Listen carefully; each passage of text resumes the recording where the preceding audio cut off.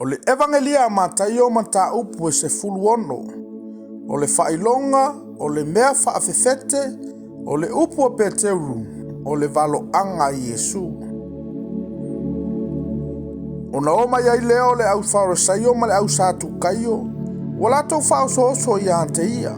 Ua whai mai ia whaali atu i ante ilantou se whailonga mai le langi.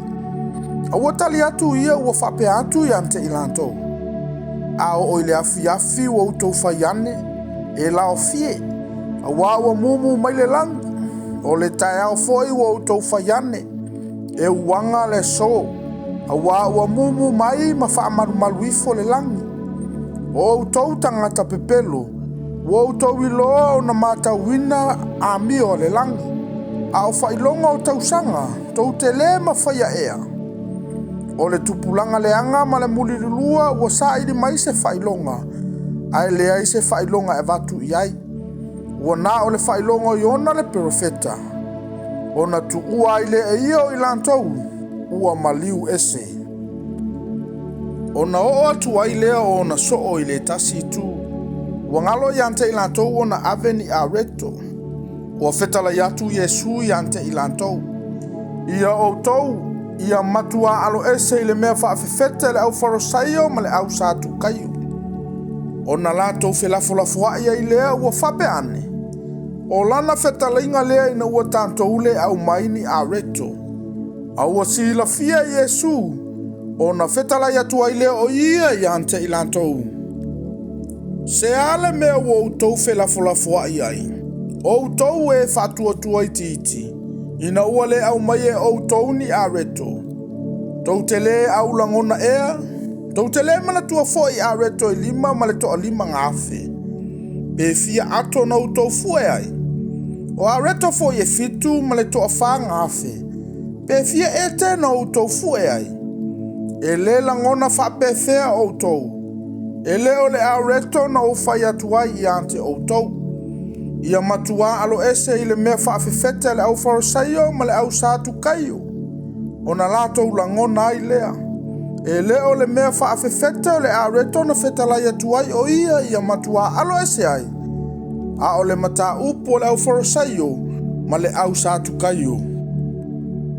Ua maliu atu Yesu i le lau ele o Kaisareia Filipo. O na whesili atuai leo o ia i o na soo ua whape antu. Pe se ale upo tangata i ante a ule antali o le tangata.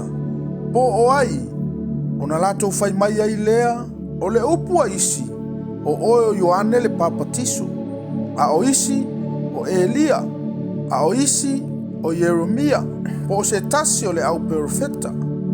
O na fetala i atu le o ia i ante i latou, a o outou. Pe se ala outou upu i ante a, po o ai, o na tali mai ai lea o Simona Peteru ua whape mai.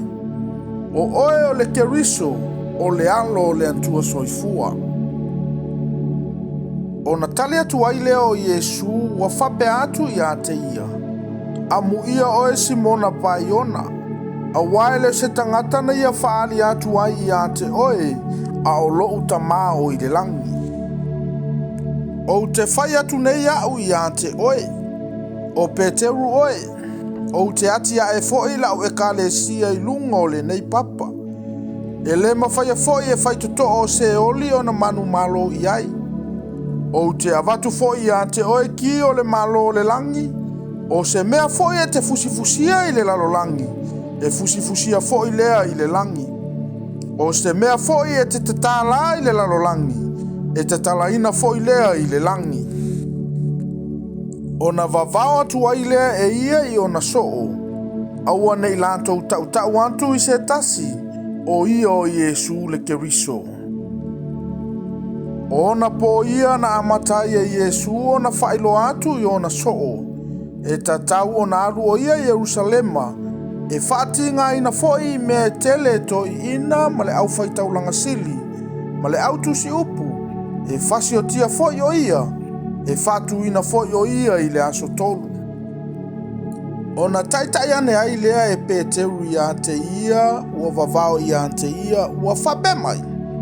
Leli ia mamao i ante oe lea mea. e le o le nā mea ia te oe. O na whali watu ai leo o ia ua whape atu ia pe teu. Sa tānia i nā alu ia oe i o utua.